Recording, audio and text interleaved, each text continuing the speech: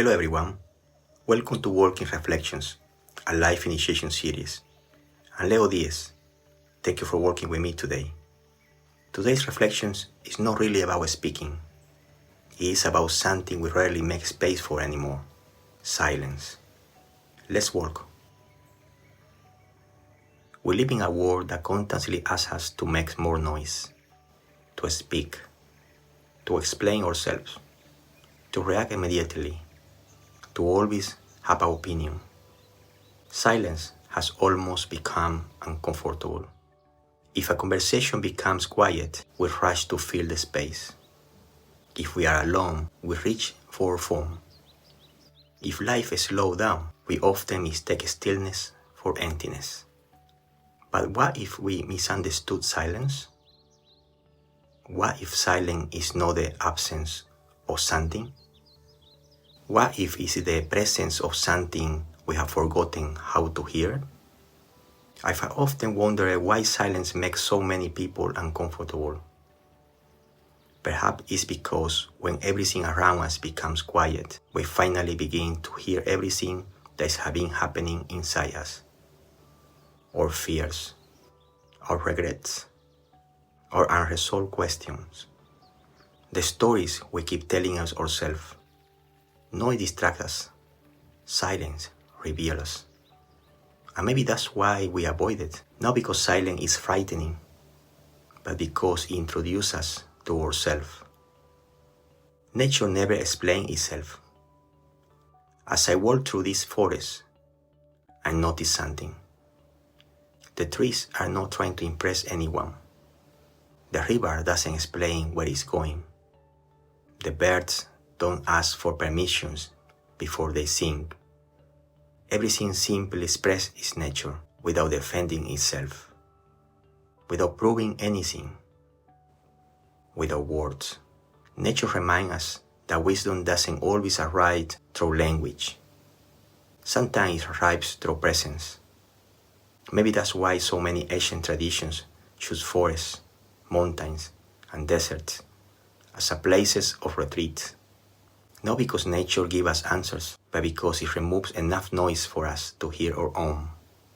Across many ancestral teachings, silence has never been seen as an emptiness. In Taoism, silence creates space for harmony. In Zen, silence allows direct experience beyond concepts. The Stoic practice moments of quiet reflections before responding to life. Many shamanic wisdom teach that before asking for guidance, we must first learn to listen. Not only with our ears, but with our whole being. Silence wasn't the goal. Silence was the doorway. A doorway into awareness, into presence, into humbleness. Perhaps that is something we have forgotten. We have become very skilled at gathering information, but less skilled at sitting quietly with ourselves. I had noticed something in my own life. Some of the most meaningful moments never arrived while I was trying to solve a problem.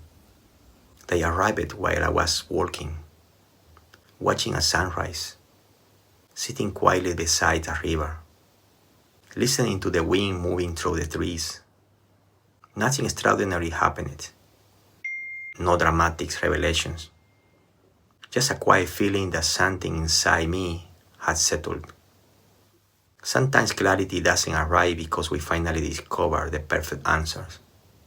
Sometimes clarity appears because the unnecessary questions begin to disappear. Maybe silence is like learning another language.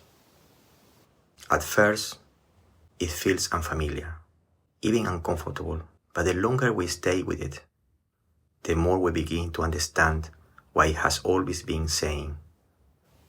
Perhaps silence has been inviting us to slow down, to notice, to feel, to remember. Not who the world expects us to be, but who we are underneath all the noise.